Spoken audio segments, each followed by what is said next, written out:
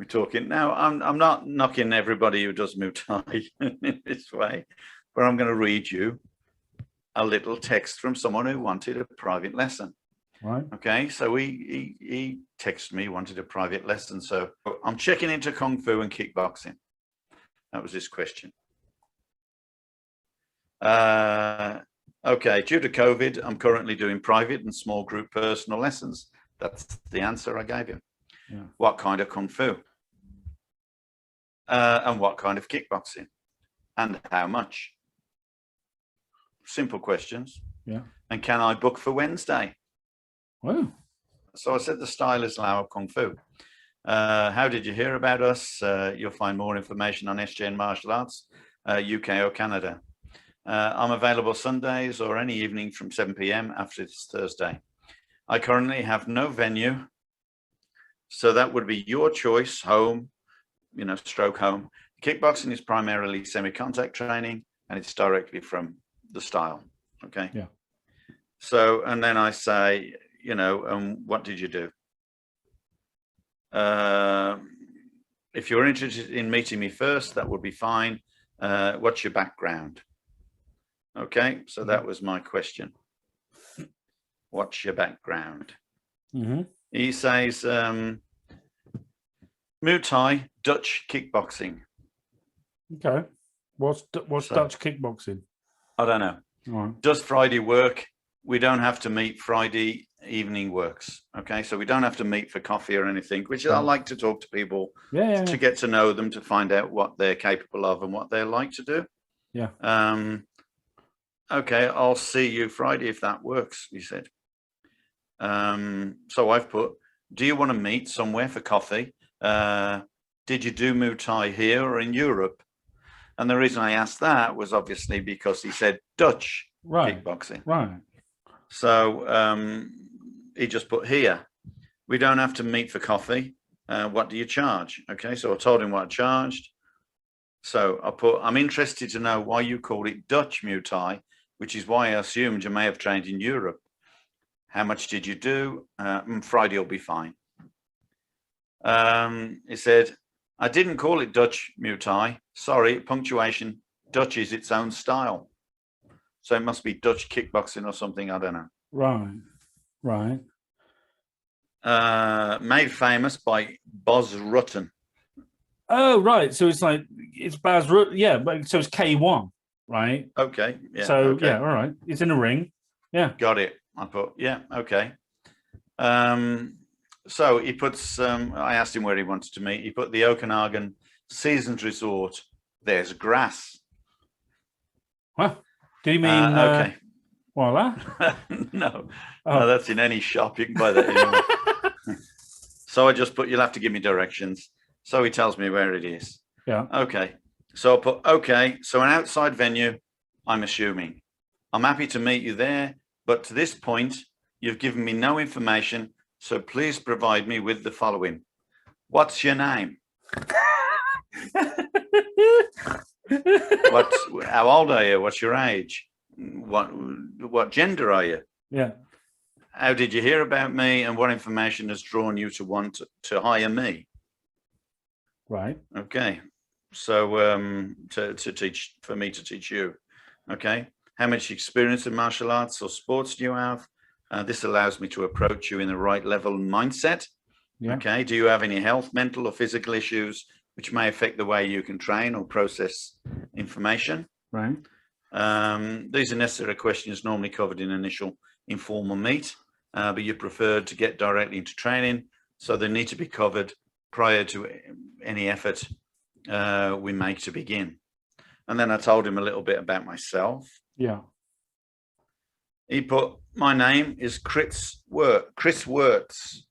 Sounds Dutch, doesn't it, anyway? Chris Wirtz. Chris Wirtz. Right. And his experience was 3 years. Okay. And that was all he gave me.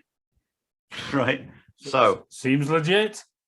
So I said, any more info? He goes, no health, medical, mental issues. And I process information just as good as anyone else.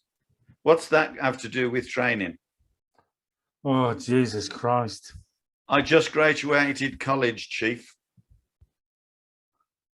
Forget Wow. it, dude. I'll train elsewhere. Woof. And please don't text me again. Oh, what a genius. I didn't even text him. He texted me.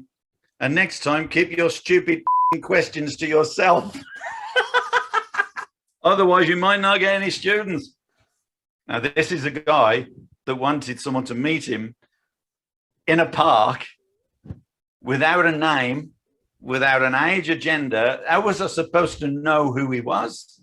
Well, Where was I supposed to meet him? How do I know what to teach him? listen, ESP. That's what I'm saying. Yeah? Yeah? ESP, what's ESP? And extrasensory perception. That's what that is. Is that how I'm supposed to do it? Apparently, you know. So I said, so you expected me to turn up to a park to teach you. Thanks for your inquiry and giving me the lowdown on your attitude. All questions are to establish information to help me know how to approach teaching you. I don't think your attitude helps. He gave me a venue, no name, no clue who you were. Okay, and then you expected me to turn up. You know, just I'll keep these exchanges. Hope you find what you're looking for. So what kind of moron would give me his name, Chris Wirtz, and then tell me to off? Well, he's got a college degree. So, well, allegedly, just finished college, chief. So I'm going to send him a text, say, watch episode such and such because you're famous now.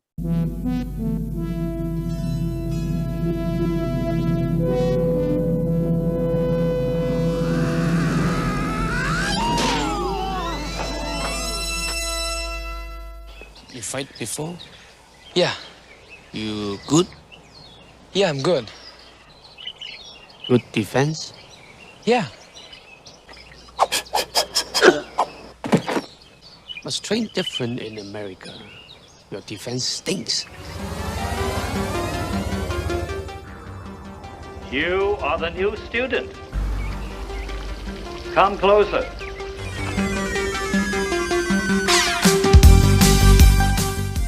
You're listening to the Kung Fu Podcast presented by James Still. I didn't think you had it in you. I'm your huckleberry. And Steve Newby. What I do have are a very particular set of skills. Skills I've acquired over a very long career.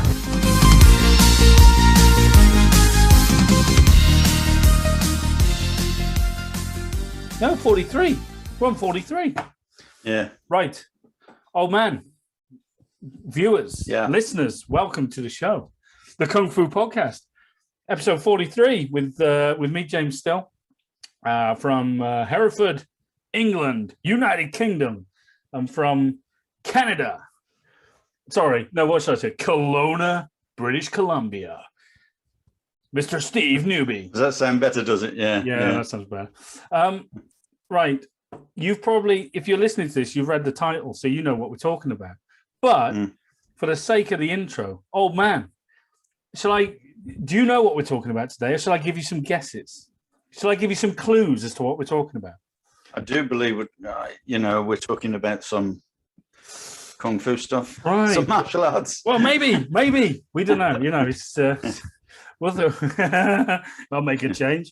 Right. Okay. Right. I'm going to give you three of the most popular techniques in this style, shall we say, of fighting, and you've got to guess what it is we're going to talk about, right? So, okay, so the most one of three, the most popular techniques in this style. Okay, the first one is a sidekick, a lead sidekick to the kneecap. Any ideas? Come on. Bruce Lee, isn't it? Oh, for God's sake. Right, you've got to say no idea. Oh, have I? Okay. Yeah. Well, no, in that case, no idea. Oh, there you go. Right, okay. So the second technique, right? Second technique. See if you can guess it. Right? Finger jab to the eyes. Okay, no idea. Okay, all right. So this is the one where you've got to guess it right. Okay. Right, the third technique, right? And you're bound to get it from this, It's the lick the thumb of the rear telephone hand. Yeah. Which is it? Jeet Kune Do. It's Jeet Kune Do. It's Bruce Lee, isn't it? Yeah, Bruce Lee. Yeah. Oh, that's it. So we're going to be talking Wonderful. about that today. And now, so that should be fun because I'll be honest, I've had a bit of a love-hate relationship with Jeet Kune Do. I've never done Jeet Kune Do, but my very first book in martial arts was Scientific Street Fighting, Junfan Jeet Kune Do by Sifu Lamar M. Davis III. He had a big handlebar mustache. He's an American dude. And I tell you what, right? I read this book before I started training with you. And I say read it, I just like browsed the pictures and I got the gist of it. They never read them. Yeah. They read little bits. That's and it. They go, oh, I like that bit. And then they just. Well, that's it. Well, I'm reading it and I thought, I like that. Yeah, directness. Yeah, just, as he pulls his hand back, stick your finger in his, it's like, oh, yeah, that makes sense.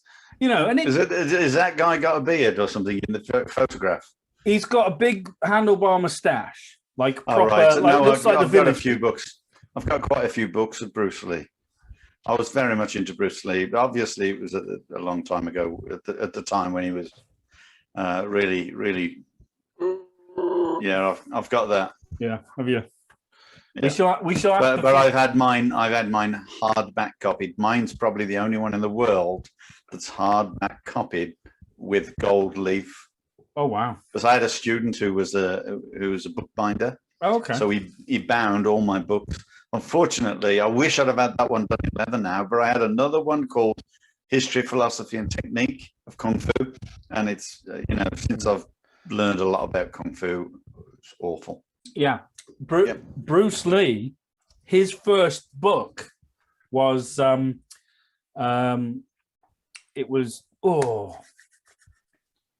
philosophical Kung Fu, the philosophical art of self-defense, and that was his first book in America, and it was the only book that he ever wrote himself, right? Because all the other ones have been written like by other people about him, and he didn't do the Tao Jeet Kune Do.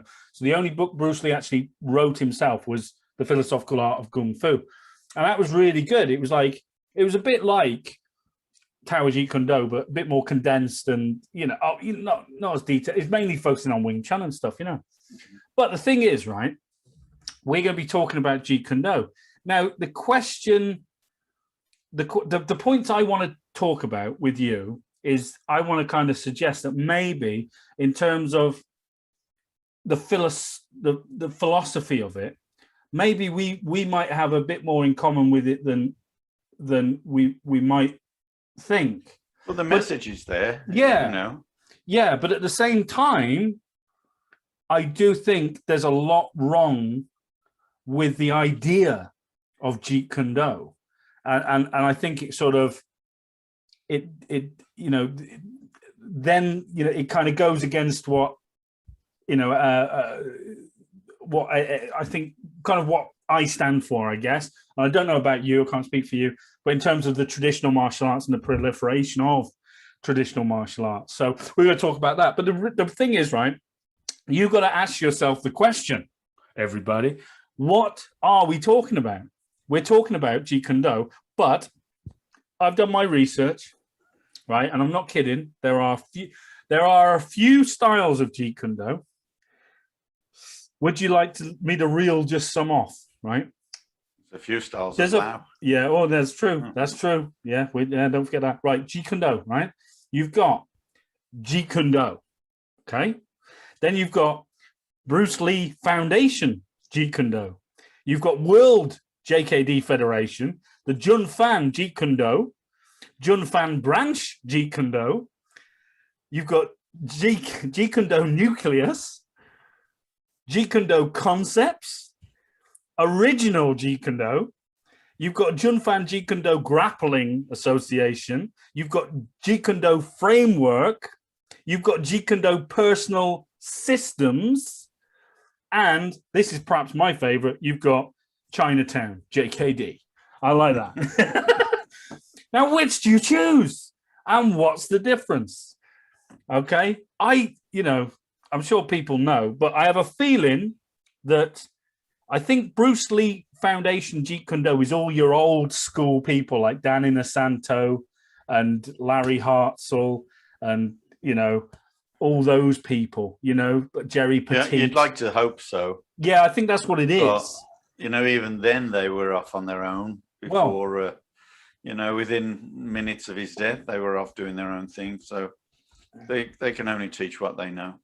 Well, but it's like, how do you define what Jeet Kune Do actually is, right? See, for me, from a sort of, from purely a simplistic way of looking at it, right? This is what Jeet Kune Do is, right? Is Wing Chun, it's boxing, it's bit of fencing, a bit, it's Muay Thai, it's Kali, Silat, with a bit of jiu-jitsu thrown in. That's what it is. That's what it is. Like, Well, with respect and in respect of the different types of styles you've got there, a kick's a kick. They're all the bloody same. Right. So with the exception of a bit of jiu-jitsu, so they're going to be grappling. Kali, what are they going to be using? Some sticks. So it's, at the end of the day, it's what people have put together to create a style. It's not what Bruce Lee really put together. It's just what he's read and he's gone, oh yeah. Because he's got to label everything, hasn't he? And yet the whole idea was not to have a label. Yeah. So it dies on its feet pretty quickly. Yeah. Well, don't forget, Jeet Kune Do was Bruce Lee's own style that is actually a non-style. Made up of all styles. Yeah, that was based on different styles because the style he practiced he thought was an incomplete style. Now, well, it would be he's the founder of a style. If he only trained for 5 years. Well, it's going to be incomplete, isn't it? If you only train for 5 years, it doesn't matter how hard you train. If you're not going to understand everything, then, it's going to be incomplete. Mm. So it's only complete if you have someone who's, lived long enough and worked hard enough to complete it, or to be taught everything that is known. Well, that's providing the art, the nucleus art being taught is being taught correctly and is complete. Yeah, right? So that defines all martial arts, I guess. Yeah, and I guess what do we mean by complete would be my next question. But we go on and on and on, right? Well, we could do, but we can make it. It's something that can be useful pretty much to everyone, right? But it shouldn't be useful to some. It's got to be useful to everyone. Yeah, in the most basic sense, which primarily is self-defense. Yeah, but isn't that what the concept of Jeet Kune Do actually was about? And what I mean is, we always talk about, making the martial art. You teach individuals, right? You can't teach a style. You have to teach an individual. So if it's a small person, maybe grappling's going to be out, unless they grapple with someone exactly the same size, thereabouts. If it's if it's someone who's flexible, they're going to be able to, do a lot better dynamic kicks than someone who's not. So if it's an age thing, if it's a size thing, blah, blah, blah, blah, blah, right? Isn't Jeet Kune Do by design, and let's just assume we will go from Bruce Lee's sort of idea, isn't it by design an individualistic approach to just training martial arts? So you would say, okay, I'm not very flexible, so I'm not going to practice high dynamic kicks. So it totally depends on what he's taught, not just what he practices. Right. He can only practice what he's taught, can't he? So then it goes down to what can the individual teach. Well, I don't know anyone who really was interested in high kicks if they were learning what Bruce Lee was teaching, because Bruce Lee in himself wasn't that interested in high kicks. He only did high kicks for the movies. So he's obviously interested in self-defense. So primarily, the people that trained with him or trained, with his concept in mind, are trying to live that, but through their own capabilities. So yeah, but and then add whatever they had. Yeah, well, that's it. Like Dan in the Santo with the Kali. Yeah, with the sticks and the stuff Filipino like martial arts, because Dan in the Santo loves his Filipino martial arts, so he just adds that, you know. But this is the thing. Can't tell you how many documentaries and how many videos I've watched of Dan in the Santo, of all the Jeet Kune Do original guys, like, Richard Bastilio, Taki Kimura, Jerry Petit, Dan in the Santo, so on. Right, all the original sort of guys who turn around and say, "Yeah, well, this is Savat kicking range, so I'm going to do a sachet kick like they do in some. Then I break into Wing Chun trapping range. Then I'm going to break into Muay Thai elbow range, a Muay Thai knee, and then I'm going to employ a lock that you might find in Jiu-Jitsu, and then I'll take him down onto the ground, and so forth, and it goes like that, right? You just go, well, what are you talking about? And it's like, what, and like you said before, what makes it a Muay Thai elbow? What is a Muay Thai elbow? I have no idea. Do we not do there's only so many ways you can do an elbow. Yeah, exactly. So, and there's only so many ranges you can fight. Right. So you're going to, do whatever you need to do to get into a specific range and then out into a specific range. But you don't have to name where it come from, because pretty much everyone trains these things. Yeah. If they've got whole martial arts. I mean, there are martial arts that are limited. That are limited specifically to their, if you want to call it style, then I understand that. But primarily it should be everything that's scientific, and it doesn't matter where it comes from. They're all have come from originally pretty much the same places. Yeah. It makes it very difficult. It kind of kills the whole concept of, well, I think what Bruce Lee was trying to do or trying to say has been destroyed. It's like you can assimilate it to and I'm not religious, but just let's just say, okay, Jesus Christ allegedly said something, on the Sermon on the Mount, whatever. Yeah. And now you've got these huge churches full of gold. Everybody owns, the churches own so much land, it's untrue. Do you think that was Jesus's concept about his religion? No. But that's how the world is, and that's what's happened to Bruce Lee's Kung Fu, is they have proliferated so many different things in order to sell their product, their personal product, or their personality, or their personal, ideas, that Bruce Lee doesn't even come into it.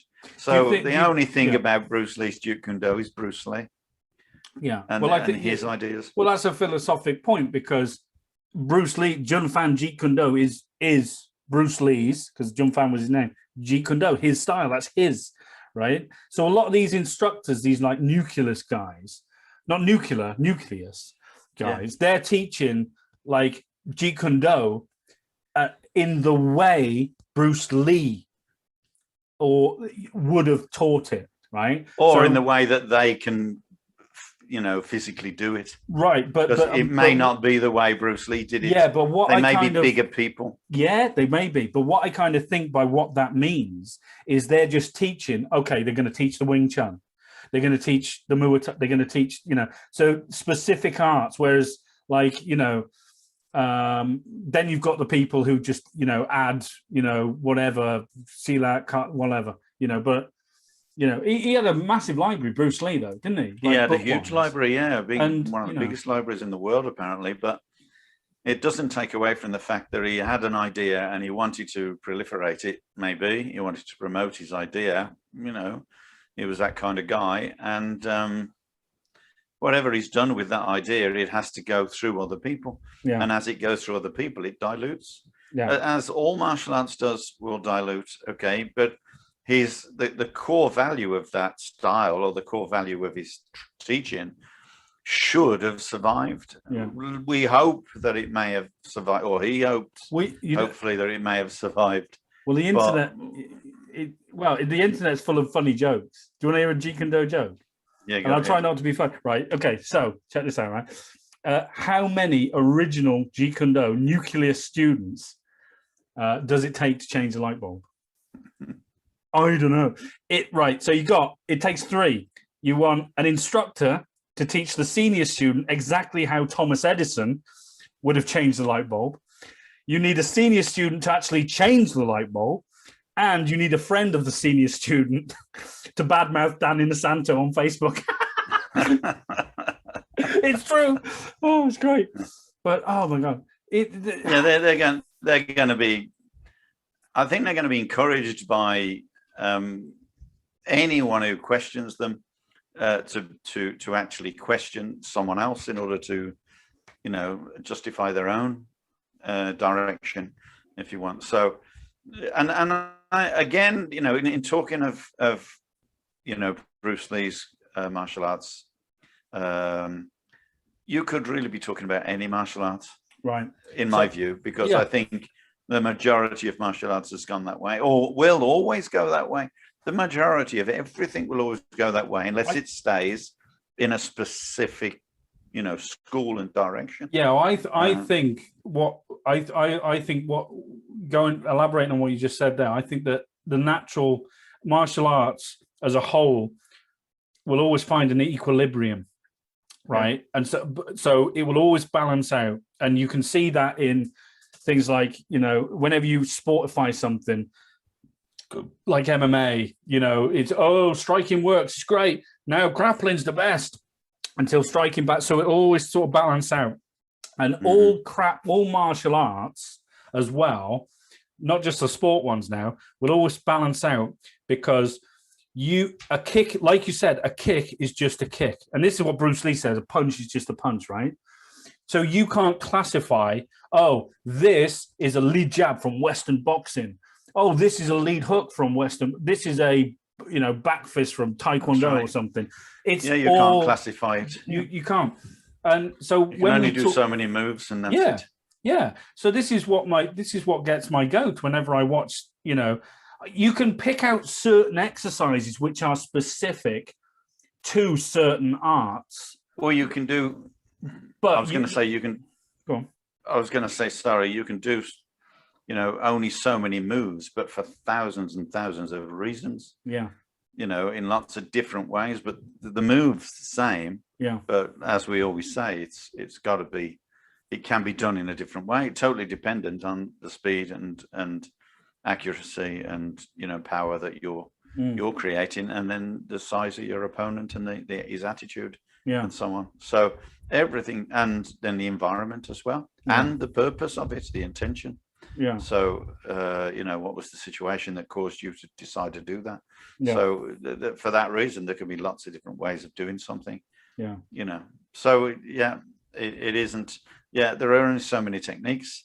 Well, I just think a lot of it boils down to training methods within these JEET Kune schools. Like, so they'll classify techniques according to, all right, so we're going to do some Western boxing training. So we're going to hit pads, we're going to slip, we're going to parry, we're going to bob weave, etc. But they're not saying, oh, it's just a punch, it's just a slip. You find that in, Christ's sake, find it in Kung Fu, find it in Wing Chun, because Wing Chun isn't meant to be static, move, parry, But I think for ease of teaching, I think they want to classify it into different, methods of styles. And to have more opportunities than the next guy, or to try to sell it better than the next guy. Well, that does help, because it makes you seem like, oh, I know all these things. But that's why they're doing it. Yeah. Because they need to say, oh, well, we do this from Savat, we do this from such and such. Well, we must know a lot. Well, to be honest with you, the more techniques you pick from different styles, the less you know. Yeah. Because you're learning less of a style. You're trying to pick up things, and then can you imagine trying to fight and say, well, I'm going to do this hook from boxing because I'm quite close enough. Then I'm going to do this elbow from such as what the hell are you talking about? Why don't you just hit him? Yeah. Yeah. So they're doing it just to sell their own product, if you like. I don't think Bruce Lee ever would have, done that. He would have suggested that, oh, they do this in such and such, and I like this technique. He may have just watched particular individual fighters and liked the technique. I think that would have been far better off. It's like, boxer watching boxing matches and learning from other boxers. Yeah. You know, it's like going and learning from people that he spars with, Yeah. that he trains with. Oh, that guy can like pull we that would. off. Great. Yeah, I'll try it. yeah, You know. Yeah, I think I can do that. I think, Yeah. you know, I'd like to try that. Yeah. That's not for me. I don't like that kind of thing. Yeah. Would it work? And when you watch it work, you go, you know what? You know, I think I could pull that off. Yeah, So but the problem with it is when you see, a Hapkido guy do an amazing jump spinning kick and whatever, you would look at that jump spinning kick that landed on a guy, knocked him out, and go, I'm going to use that kick, that Hapkido kick. But no, it's not a Hapkido. It's like it's just a spinning kick. You know what I mean? You're going to say, like, I'm going to use that spinning kick. Yeah, you would. Use Yeah, that technique. But I've got the flexibility and the ability to do that technique. Yeah, but so I'm going to do it. But you're not going to say I'm going to do a Hapkido technique. Yeah, right.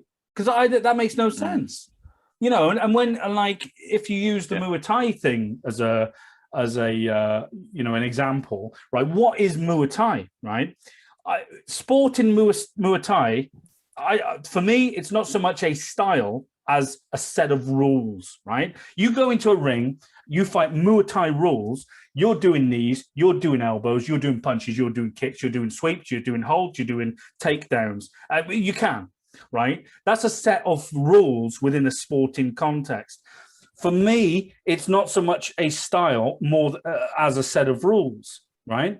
Everybody, I think, who does a punching and kicking art could train that way, but they don't. We don't. I don't, because I do a lot of points fighting, a lot of continuous fighting. I'm not really kicking to the legs a lot, but, you know, I understand that, okay, right, let's turn it up. Let's include leg kicks. Now I'm having to block with the legs and etc. You know, do you know what I mean? So it's more of a rule set rather than a style.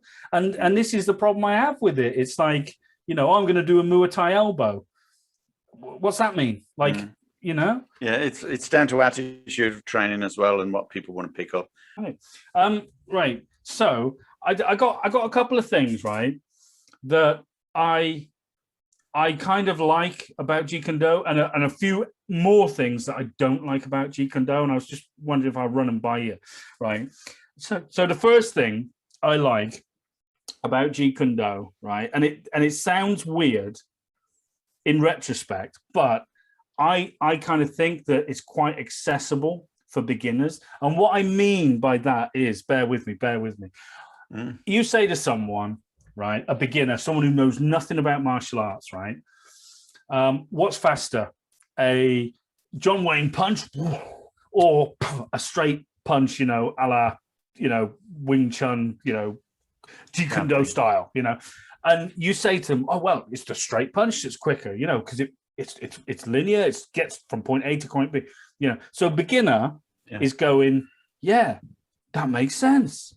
You know, and then when you say, oh, right, take the longest weapon to the nearest target, like, you know, a side kick to the kneecap, a side kick from the front leg to the kneecap because it's closest to the target. Yeah, that makes sense. Do you know what I mean? Yes, on that level, it kind of makes sense and it's quite accessible to people in their mindset, particularly those who don't know, you know, anything about martial arts. And I was one of them, right? So that's the one thing I like about it. What do you think of that? Well, I do have to say, I do agree with that. And I was, all the time you were saying that, I was thinking how much I like Brandon Lee. Yeah. When Brandon Lee got into movies, and he did some really good movies, and he did some really sharp stuff. He didn't do any of the filmy stuff that Bruce Lee was doing with the high kicks and the step in and all that. Yeah. He just did it. You know, he was a pretty good, and he was a pretty good actor, and he did some really good stuff. I really like I can't remember the movie. Rapid Fire. Yeah, that was it. Rapid Fire. I thought that was pretty good when he just stood there, faked a kick, and smacked him in the mouth. Yeah. Because that's typical. That's like Lao Gar old school, isn't it? Exactly. You know, low bang like that. You know. Yeah, exactly. Okay. It's exactly the same thing. I love that. And I love that kind of attitude. And he had a good attitude because he also, you know, he was acted that he was concerned, he was scared, and just he was forced into that situation. Yeah. You know, in the movie. Yeah. And did it. Yeah. And he really did some good techniques in that film, Yeah. and very simple, very basic techniques. And for that reason, I thought that was a really good. So someone's got to have taught him. Oh yeah, no, Brandon Lee Someone must have learned taught him. from Richard Bustillo, one of Bruce Lee's original students. Yeah. So he did his, he learned from, one of Bruce Lee's senior students, and I think he kept it up until his death. So. No doubt he would have watched a lot of video of his dad as well. Definitely, but when you grow up in that environment, you're surrounded by all those people, it's just, it's your life then, isn't it? Yeah, no, great. Another thing I like about Jeet Kune Do, right? So about accessibility for beginners, I like the idea, and I kind of touched on this, I like the economy of movement that they talk about. I just like all that. Again, same thing, but it's just, can't just hit them fast, straight, or, I like the concept, but some people sort of go down the, and take it too literally. You must only do a straight punch. You must stand specifically in the Baizhong ready position, and it's just like, the idea of what you're saying is good, economy of motion, brilliant, but I think we get on with that. And the third thing I like about they're teaching a style then, aren't they? If they talk like that. Yeah, right. Well, they begin to teach a style, they lose themselves in the style as opposed to the technique. And this is one of the problems. We're going to come round to this because, style is important, but not to the detriment of the technique. Right, and we're going to come around to this. Third thing I like about Jeet Kune Do, Enter the Dragon. Mm-hmm. Come on. That was all Jeet Kune Do. That was, let's face it, that was just like Bruce Lee. Well, his fight with... the whole movie, was his Colosseum. In the Colosseum, that's Way of the Dragon. Oh, sorry, yes, that's right. It is. Yeah, Enter the Dragon is Hans Island and all that. Yeah. I apologize. I only watched it 10 times. Yeah, well, no, but you're right. Way of the Dragon was, it was the concept. I'll keep fluid. I'll move. I just came to the fight with Chuck Norris in the Colosseum where. 1 minute he's doing it all traditional, and then suddenly starts bouncing and then moving and slipping. I think he was trying to make a point to people, but I think that point has already been. I mean, that is a typical.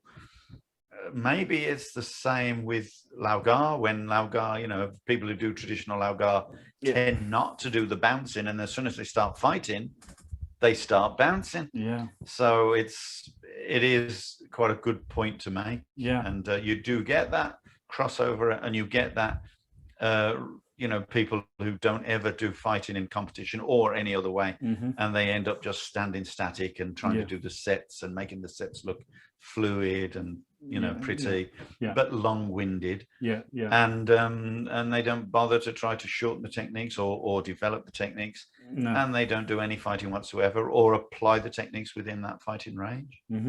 So you get a lot of different types of people do martial arts, and I think Bruce Lee's is going to be exactly the same. You're going to get the people who are good at fighting, who want to fight, and like Brandon did some really good techniques in that.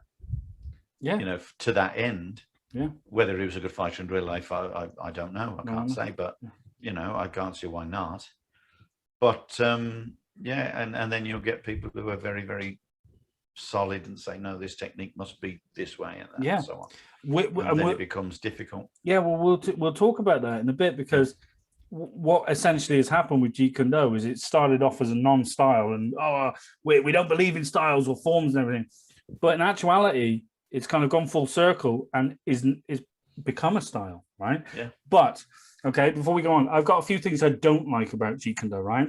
So the first one is it's commercialized heavily. Like you got a lot of people that's it, they're making playing money on the name of Bruce Lee. Absolutely. That's it. Absolutely. They're just desperately trying to make that work. The second one is quality control. I think with Jeet Kune Do, because it's such an open-ended concept, there's no way that you can keep the quality of anything, because like in Laogar, like you've got some people, I was going to say it's the same with pretty much the same all martial arts. But when you're, it's like you can't be taught by dummies. Unfortunately, Jeet Kune Do is kind of one of these things that It can be taught by dummies. can be taught by dummies, you know, because they'll just turn around and their Two answer dummies. is, yeah, well, it's a bit like religion, isn't it? It's like, you know, prove God exists, prove he didn't exist, you know. It's a cult. You know, yeah, it's a cult. And it's like, well, why are you doing this? It's because Bruce Lee taught it like this, or it's what it says in the Tao of Jeet Kune Do. You know what I mean? And it's just like, well, do you actually believe that? You know, so quality control, I think that's another one.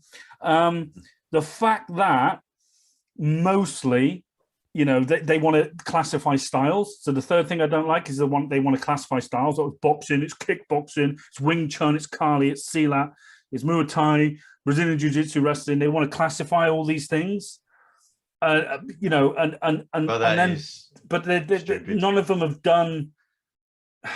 It's like taking a circle and sticking edges on it. Right.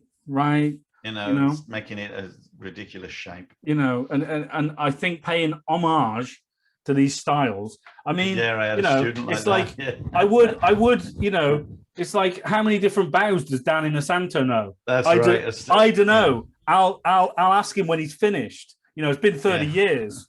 The student, Yeah, I'm just like, the student. Yeah, as I told you already, the student went to a Jeet Kune Do club, and by the time they'd finished the bows, it was nearly time to go home. It's just a waste of time. Yeah, well, that's it. Another thing I don't like about Jeet Kune Do is some people still think it's 1964. So when they teach Jeet Kune Do, they're teaching it exactly how Bruce Lee wanted it. This is how Bruce Lee would have wanted it, you know, blah, blah, blah. And it's like, the fact is that you've seen it, you know, throughout the lifespan of Laugar in the UK. You've seen the evolution. Certainly when you look in a sporting context, there's evolution there. You know, and you know yourself that as a traditional practitioner that you have evolved. You might still be doing the same set, but for different reasons. So there's an evolution.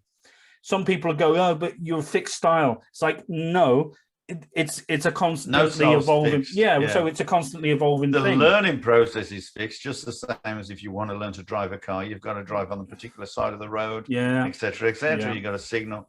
They're all the same, but it doesn't make you, it doesn't change the way you drive. Then it only guides you, you know, so that it works.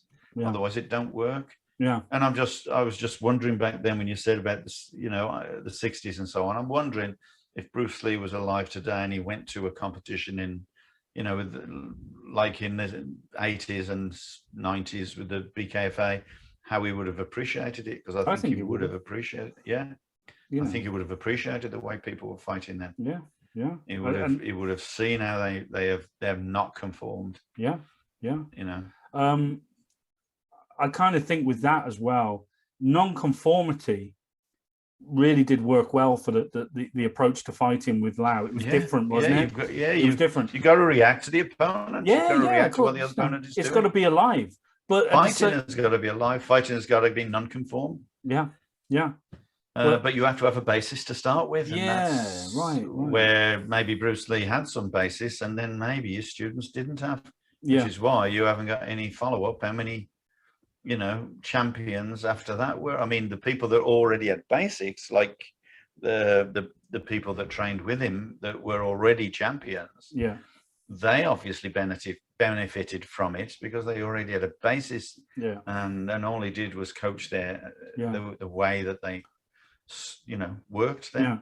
But don't forget, but at that time you had up and coming people, like the points fighting, you know, in the 60s was up and coming, and Bruce Lee did have some wonderful concepts. But I think it's unfair to suggest that he alone was responsible for what points fighting became in America, because you did have quite a few people back then, like Bill Wallace, who had nothing to do with Bruce Lee. Whether or not he was influenced a little bit, I don't know. I think they were influenced by the environment. But you see, people I was going to say, if Bruce Lee influenced certain fighters and those fighters participated in that environment, then other people will be, you know, taken by that environment. Take a look at any year in the Nationals or the BKFA, and you see how the good fighters are influencing other fighters. You know, people start doing axe kicks, they start doing sweeps, They start doing back fist reverse punch. They start doing all sorts of things, jumping back kicks, because they've seen them work. Like we said earlier, if you see something and you want to make it work, if you've got the physicality, the capability, then and training, you can do it. So many people didn't. I mean, you see people that were kind of innovators, if you want to call them innovators. I've forgotten his name now. Jesus, a really nice guy. Megatron.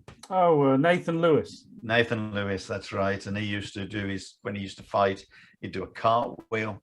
Right. And he'd kick him with the cartwheel. Then that became a thing. And that became a thing for him. A few people have taken that on board and go, oh, yeah, I could do that. Yeah. And if they've got the confidence to do it and they're cocky, they'll do it. Alfie Lewis. That's what it took. Yeah, that's what it took. Yeah.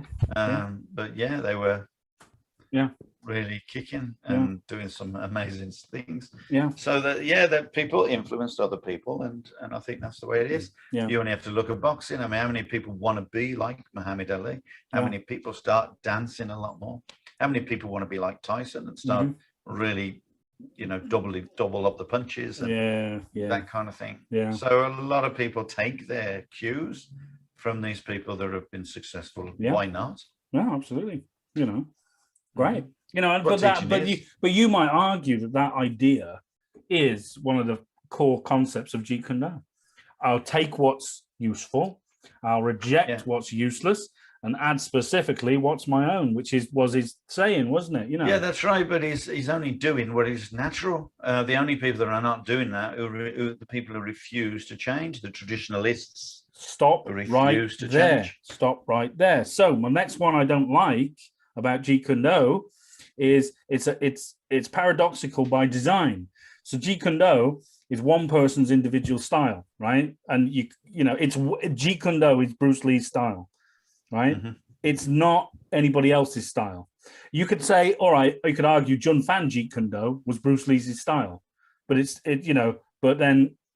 but what you'll find is that every book, right, on Jeet Kune Do and the hardcore sort of concept Jeet Kune Do guys, they'll train the same way. So in effect, it's now become a style. They'll say, right, the ready position, you kind of side on, your back heel is raised, your rear hand is high, your front hand is out in front in the Baizhong ready position.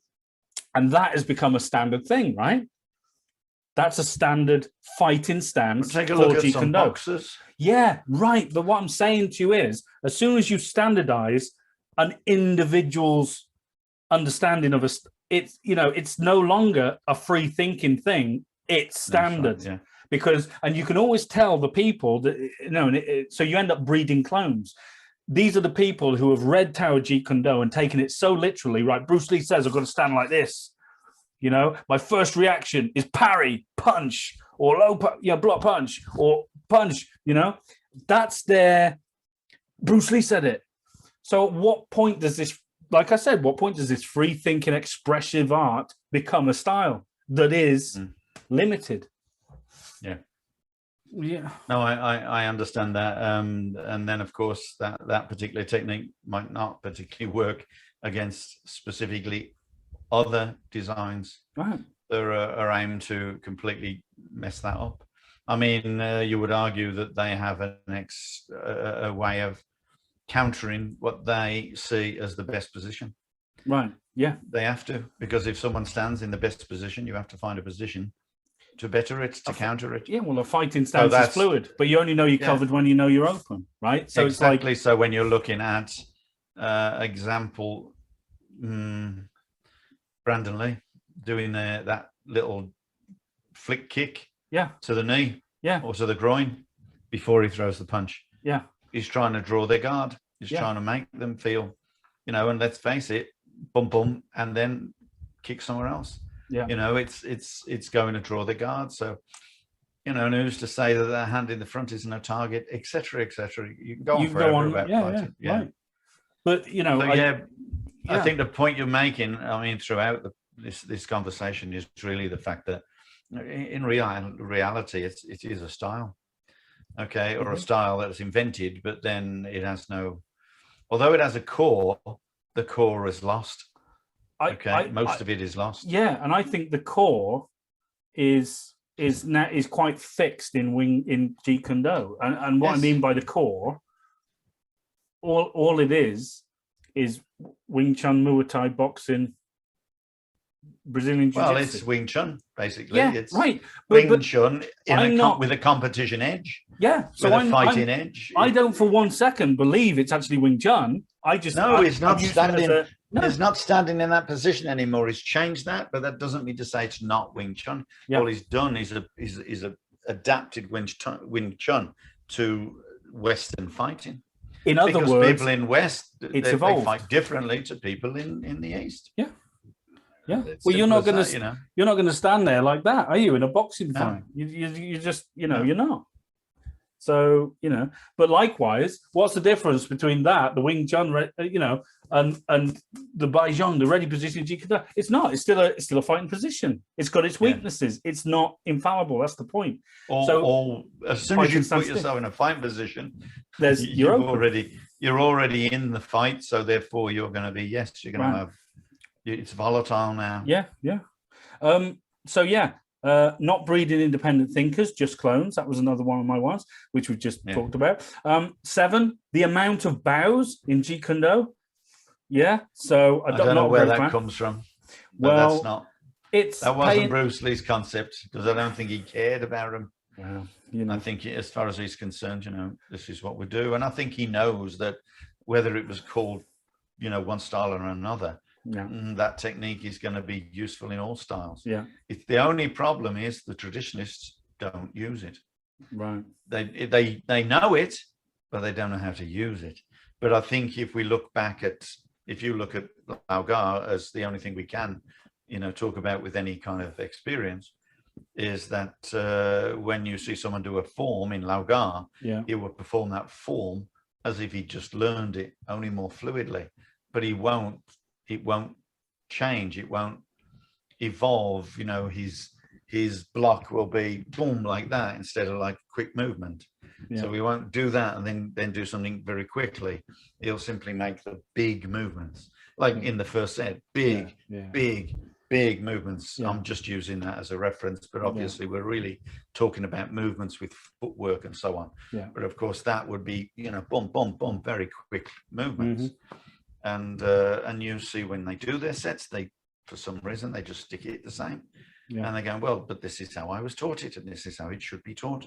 Well, yes, that's how it should be taught, but not how it can be used. No, I think that so. And one of the things you can sort of look at with the Jeet Kune Do guys is they'll touch on something.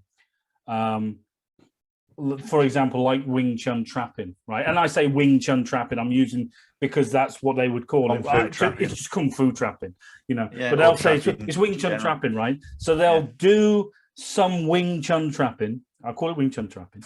But they won't have, they'll take it at face value. They'll take it as it appears to them, the usefulness of it in its most explicit way.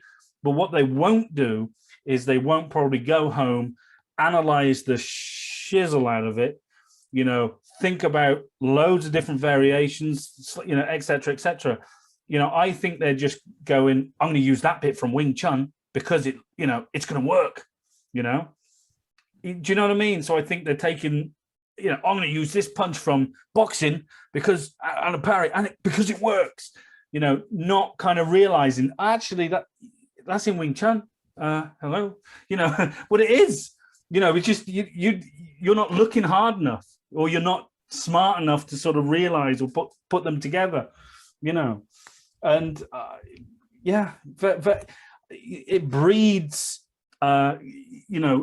non-free thinkers, it breeds I don't know, I don't know, I mean, what do we classify a martial artist as? But I look, I don't consider myself a martial artist. I'd be quite content with, a martial scientist, or do you know what I mean? And that's really kind of like, Well, again, it's just trying to put things in categories, and yeah, there you go. It's not easy to put things in categories, and some people like it in categories. Yeah. You know, I mean, I categorize the everything I do as Lao Ga. Yeah. And then people who do Lao Ga might say, well, yeah, but you don't do it the same. Yeah. Because I simply don't apply the same technique, because that technique is not for my build or whatever, but I will apply it to someone who I'm teaching. Yeah. You know, to give them an example. But even though you say, oh, it's Lao Ga, we've discussed like the idea of styles on previous, it's, you know, at the end of the day, it's more about the training method, and attaching a name to it is, you know, it's cute and everything, that's fine, but you kind of, it's but again, more expansive. we have to categorize something, otherwise it will be nothing. No, I agree. You know, Bruce Lee had to put had to categorize his Jeet Kune his Do. objective, as Jeet Kune Do. He could not uncategorize it. He couldn't say, well, I haven't got a style, I just fight. Yeah, because you have to learn it somewhat. You have to, you have to have he's some got to teach base. some kind of curriculum. He's got to find a common ground with someone he's teaching. Yeah, and that's with all teaching, no matter whether it's martial arts or anything. You've got to find a common ground. You've got to know that that person can actually apply what you're teaching them before you know, go any further. So otherwise it's pointless. Yeah. So it's got to be categorized from the word go. Yeah. You know, and secondly, of course, they've got to want it. And of course, if it has no name, why would they want it? Right. Yeah. If it has no reputation. Yeah. Well, if it's Bruce Lee's name, then you're going to want it, right? Exactly. And that's why it works, because it had Bruce Lee's names behind it. And of course, he's in movies and showing himself off in movies. It's a good demonstration in movies. They may not have recognized that the stuff he did in movies is not really what you would do in reality, for the most part. You know, with the big flying kicks and you know, stepping behind and that sort of thing. But they just loved it, and they saw how it worked and thought, oh, you know, dragon whips his tail. In a way, what is it? Way of the Dragon? Way of the Dragon, yeah. In the back of the restaurant. Yeah. And he's just, you know, they look at that and go, wow, you know, that's brilliant. I want to do it. I got that. Dragon whips his tail. That was why I doing spinny kicks and knocking people's cigarettes out their mouth. Yeah, but then that's what got me going. Yeah, but it also got me going. I think so many people as well, you know. But for me, it was probably less so much because I hadn't watched many movies at that point when I was beginning to find out about Bruce Lee. It was more about what this Jeet Kune Do was from my first book. You know, just reading the idea of like economy of motion. And I remember training, and I remember like countless lessons, you know, we would do where I'd have read something in that book and I was trying to make it work, like, and in sparring or whatever. And it was just like, it wasn't as easy as I thought, you know, economy, straight line. I'm going to beat him with just a straight punch, you know, hang on. It's not working. What the hell? He's there now, you know. I'm like, do you know what I mean? So it sounds wonderful for the uninitiated, and it makes sense, but it's a bit more esoteric and deeper than that, I think. Well, then you can just look at the little scene with Bob Wall. Boards don't hit back. Yeah. You know, you can see that's kind of telling you exactly what isn't going to happen if you try to, you know, exert power on something that is no longer there. So and it totally depends on your opponent, and that's the way it is. So you have to know what your opponent's capable of. And that's why boxing matches are so long. They know what they're doing. They know, and they unfortunately they have to take time to wear people down sometimes. There's no way on earth they're going to be able to, you know, just hit them. They're there. Sometimes it happens though, doesn't it? Sometimes it's like 2 seconds and the fight's over. You know, they go to shake hands, the other guy can smack, and that's it. Oh, you shouldn't have done that. But no, absolutely, it's in the rules. So here's a quote from Bruce Lee from Jeet Kune Do, the Tao of Jeet Kune Do, and I was just wondering what you think of this. So in that book he says, I hope that martial artists are more interested in the root of martial arts and not the different decorative branches, flowers or leaves. It is futile to argue as to which single leaf, which design or branches or which attractive flower you like. When you understand the root, you understand all its blossoming. Mhm. What do you think of that?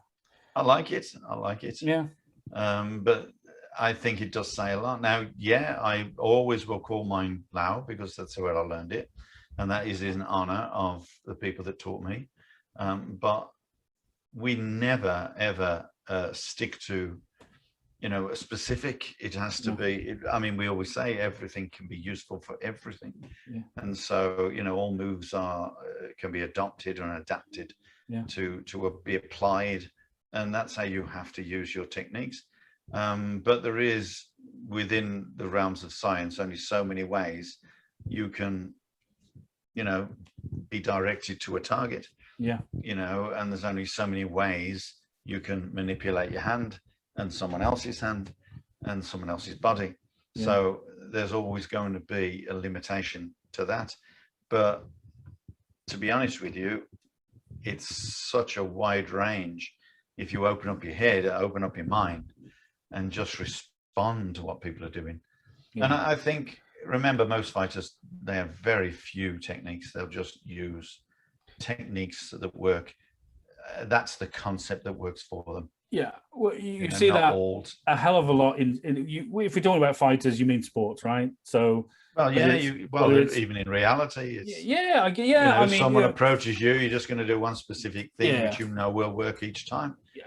I think you can make more sense of that if you just look at sport fighters, right? So, and I don't mean to.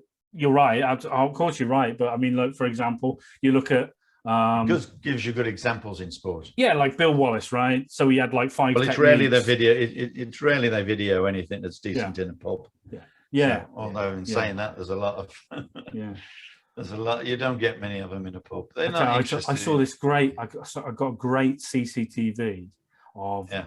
So I used to do a bit of sort of private sort of investigation work for a guy in Hereford called Gordon, right? Yeah. I won't say his second name, but.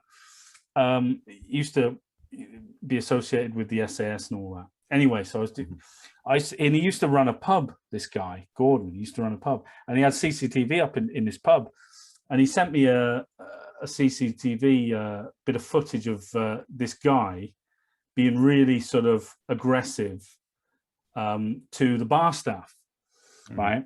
And what you saw, the angle was this guy Gordon. He had one of them extendable batons, Yeah. So this guy Gordon, I loved it. It was great. I just love this anyway. I just tell you, he was walking, as casual as you like, leaning on the bar, drinking his beer. This guy's kicking off, effing and jeffing. This guy Gordon just walks past him, real slow, non-aggressive, casual as you like, gets right next to him, pulls out this thing, goes whack across his carotid artery. This guy faints, and this guy Gordon says, pick him up, go. I thought, genius, best thing I've ever seen. Boom, stealth. Yeah, that's exactly. That's, and I love that. And that's why I say, there are certain things that people will do in self-defense that will always work. An extendable baton. For them. But I like that sort of no BS mentality. It's like, that's what you need. Not posturing. It's stealth. It's cunning. You're wasting time posturing. Exactly. And you're creating more work for yourself. Yeah, that's it. Because why do you need the guy is going to react to that? And that Gordon is only a small guy, but he didn't make a song and dance about it. Just did the business, done. Yeah, brilliant, loved it. So going back to, sort of going full circle with the Jeet Kune, it has, and I truly believe this, it has become a style. Right. But yeah. And not name, just, hasn't it? Well, yeah, not just for that reason, just a lot of the physicality of it. Like I've mentioned, like people doing the same fighting stances. You can always tell as well, if you go on YouTube, right, you see a lot of people, whether they're like, and they might be Kung Fu practitioners or, or indeed, Jeet Kune Do practitioners, but you see them spar, right? You can always tell that they have, read the Tower Jeet Kune Do and watched Bruce Lee movies from the way they fight. And what they'll always do... What? No, well, yeah, that. they'll always be side on, and they'll always use a lead sidekick and a stamp. Do you know what I mean? And like they'll always go in with that fast sidekick, and then a back fist, and and that's it. But they don't know what to do then. It's kind of funny. And it's funny how you can classify them. You say, yeah, you've watched Enter the Dragon, or you've watched Way of the Dragon. You've read JEET KUNE. I can just tell. Is that as you're smacking your knuckle on their shin as they try to kick? Right. Is that as you're kicking the back of their calf as they're trying to kick? Well, sort of thing, Yeah. And it's like you as you're sweeping as they put the leg down. It's But it's kind of it's funny how what they're trying to interpret freedom of expression and this non-style. But they're making it a style, and it's just like, okay, and for me, we've talked about the styles, but it's more about training curriculums or training methods. If you're going to do Muay Thai, right? If you train Muay Thai, you're going to be training for a ring. You're going to be training for specifics. You're going to use elbows. You're going to want to get in the clinch and use elbows and knees. And shin kicks, and it's going to be powerful. You have a specific way to stand because that's conducive to the rule set. If you're doing points fighting, that you don't have to worry about knees, kicks to the legs. If you stand side on, you're a smaller target, and that chances are a back fist reverse or a blitz is going to score you a point. Yeah. Doing Brazilian jiu-jitsu. They're not throwing techniques. They're probably going to go, they'll shoot and they'll take you down, And it's just like those training methods. So obviously when you're in a sporting environment where these things, it's a totally different situation to a reality where you have no idea of what they intend to do and how they intend to make it worse, if you like, or, keep the fight going. Yeah. Or whatever.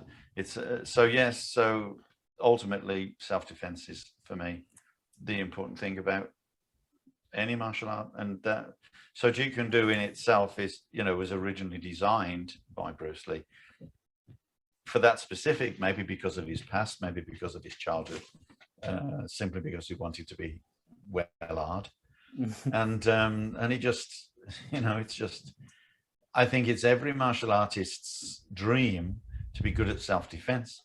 However, you cannot take away the concept of self-defense by applying the style.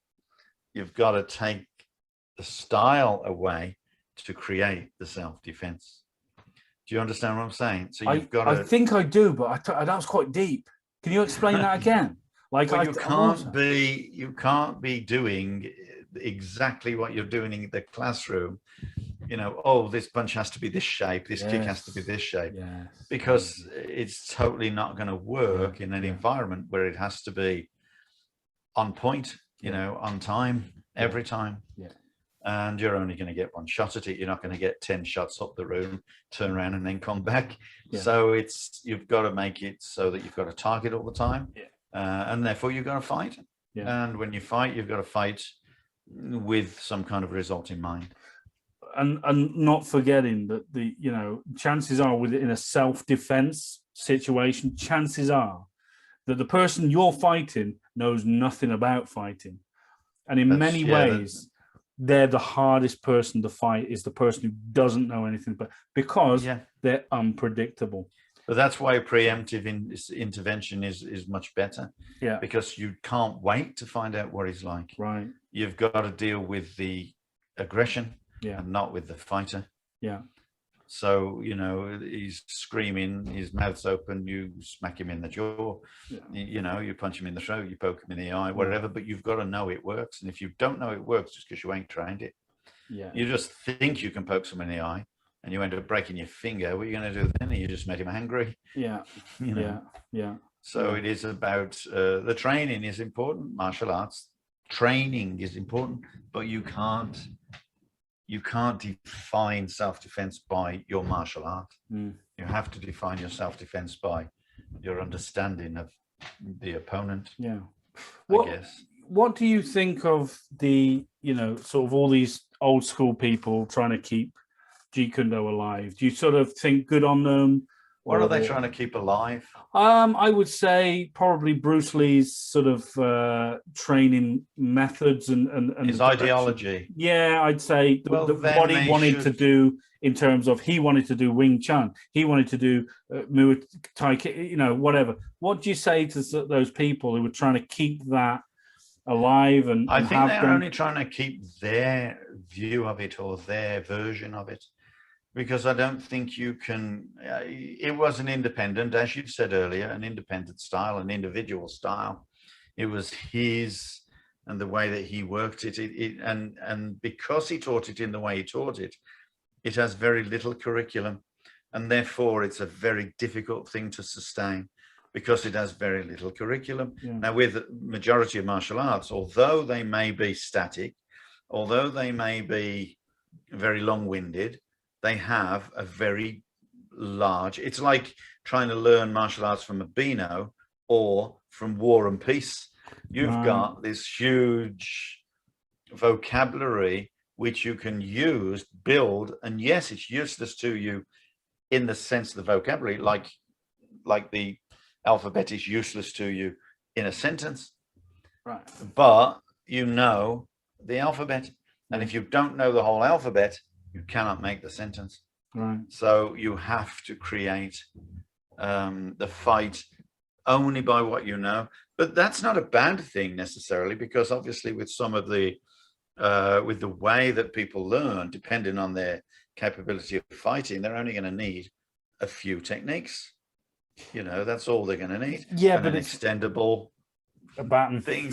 Yeah, but the problem is when you say that only a few people, they're going to only need a few techniques. The problem but that's is only very few of them. These are the people that are literally born to fight, if you want. Yeah. But when you're not, and you're learning a complete martial arts, you've got to take away. You've got not. It's not taking them away. It's using them. It's finding a use. It's well, the use is already there. The purpose is there, but you have to make it work for the purpose. Yeah. You know, for the purpose of, you know, there are an awful lot of knives on a you know, rack. They've all got a purpose for everything, you know. But at the end of the day, if you break it down, they can all cut you. Yeah. So it's just trying to make everything define. It's like saying, okay, well, I have to do a reverse punch, I have to do a jab, I have to do this. But if you're going to do that in a fight, you're going to see it coming. So like we do with the sets, you've got to completely you've got to hone it so it becomes fluid. And the problem with people trying to maintain a traditional art is they may not be able to do that. But because they do maintain the art, someone somewhere one day will, as long as they understand it. Yeah. But if they don't understand the fighting concept, then it'll always be a static martial art. It'll be so won't be alive. Yeah. No, so lots of martial arts exist today. Yeah. They have no purpose. They're not static. Sorry, they're too static. They're too static. So I mean, if you look at Taekwondo, for instance, they're absolutely brilliant at throwing up and jumping up and amazing kicks and jumping and breaking boards and stuff like that. But although it's fluid for that purpose, much of it has no real place in real fighting, because the techniques are far too long, they're far too exaggerated, and so on. So it takes someone who does Taekwondo as an example to become a fighter. He's got to make those kicks lower. He's got to make those punches faster and actually use punches instead of standing looking like he's doing Irish dancing with attitude. Well, yeah, I mean, you're and right. So on, and therefore, anything can work if the guy can adapt it. Yeah. You can't throw anything away. It depends on the person. Yeah, I think it's easy to confuse a style with tactics and strategy, and you think they're one in the same, right? No, and what I mean by that is, right, you use Taekwondo, so I use it. You look at a Taekwondo guy do a pattern, and you think, oh, great, then but it's done in such a non-fluid way. It's just for the sake of doing it. When they're sparring, you know, you will seldom find any of those techniques or of any use to them in that sporting context, let alone self-defense context. But then, you know, if they haven't got the strategy and tactics to implement, that pattern on its own is it's useless. You might as well be doing ballroom dancing. Again, like the alphabet doesn't spell anything. Yeah, that's what I'm saying. I think that's the best analogy. Yeah, no, it's great. The alphabet spells nothing. So you know, until you understand how that alphabet works, and that's the sound of the words and how to string them together and what makes sense and what doesn't. Yeah, you can't use it. So, do you think in like we talked a bit about Jeet Kune Do? I've tried to open it up in terms of what I kind of think it might be, and we've gone round and we've talked. Do you think the Jeet Kune Do can work or can be good? Or I think it's down to the individual who's practicing it, and down to how much syllabus they have. Right. You know, some people can do, like I said earlier, some people can do things with a very limited strategy, and other people can do, you know, need a lot of strategy and then develop it so that, and again, it depends on the environment they're fighting in as well. You know, you can take an awful lot of weapons to a battle, but only some of them are going to be useful to you. The rest are going to be out of range, you know, over range, under range, overpowered, underpowered. You know, so, you know, as you know, talking your language, your military thing, you know what I mean? It's, you know, you just blow yourself up if you're in a close proximity. You're not going in a close quarter battle with a rocket launcher. Put it that way. No, you're not, because it's just gonna blow your mates up. Burn all your mates behind you. But, okay. Well, that was an interesting, you know, topic. I don't know if we've reached any conclusion there, but it's for the listener to reach confusion. Yeah, no, I don't know. Or conclusion. Yeah, and you know, it's just for fun. Yeah, don't write in. No, don't. Yeah, you can make comments if you want to, because you know we're just talking generally, and that's it. No. You can agree or disagree. Well, that's it. I mean, so I've had the Tower Jeet Kune Do. I had so many Bruce Lee books. I've had so many, and I've given loads away. Bruce Lee's fighting methods, you know, that's all like 4 volumes or whatever. That one, I think I might have that. Yeah, one. So you know, it's you know, it's all that sort of stuff. Again, you know, it's really interesting to read, and for the novice, you know, give it a go. You know, see what you think of it, and because it makes sense. It does make sense. Bruce Lee made great sense. I loved his book. Yeah, it does make sense. It made great sense. Yes, you know, but he cannot claim it for himself. Right. He cannot claim that strategy or those tactics. No, he cannot. And this is, you're right. It's almost as if the whole world thinks Bruce Lee invented it. Yeah, exactly. But that's the thing about Jeet Kune Do, is the people who do Jeet Kune Do think Bruce Lee's method is the greatest because he invented it. No, he didn't invent it. He utilized what was already common knowledge and already, you know, commonly used in most Kung Fu strategies. Yes, it was different for karate, most definitely. Yeah. At some point in time, karate would have been good, but unfortunately it became too militarized. So especially when you're talking like 50s and 60s America, it wasn't that great, you know. No, it was army people with army attitudes that came back from Japan with whatever they knew, whatever they learned in Japan, and you know, they prolificated it in America. And of course, it was new, it was popular, and it was a good fitness program. So I kind of think that, and comment if you agree or disagree, Steve, I kind of think he started with Kung Fu, he buggered off, did a load of other stuff, and he ended with Kung Fu. That was Bruce Lee's journey. What do you think? Yeah. And I'm not just saying that because I'm biased because I do Kung Fu, but I'm really underneath the point I was making there, people, was he's just using strategy and tactics that already existed in Kung Fu. So he started with Kung Fu, did something else, and ended with Kung Fu. And now everyone, you know, is confused because he didn't call it Kung Fu.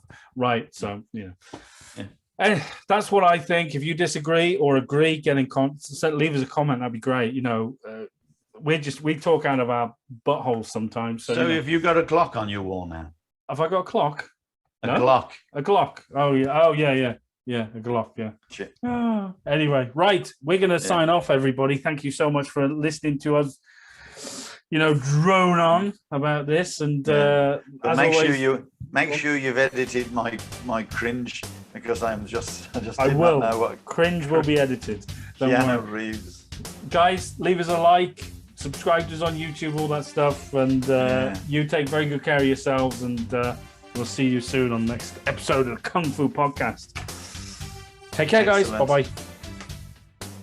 Bye-bye now. 40 degrees. Is it? Put the fan on. Put the fan on. Well, I couldn't because of the noise on the thing.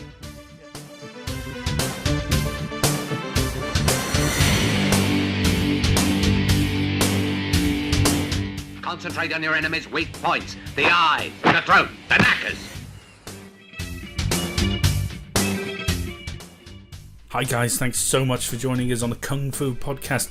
If you like that and you want to find out more about us, you can head over to Facebook, Twitter, Instagram or YouTube and find us under SJN Martial Arts. And also guys, this podcast is available on Podbean and iTunes. So until next time, take care of yourselves and we'll see you again on the Kung Fu Podcast.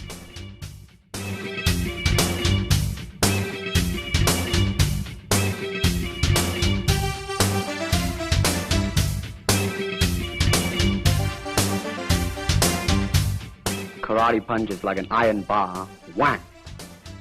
A Kung Fu punch is like an iron chain with an iron ball attached to the end and it go whang.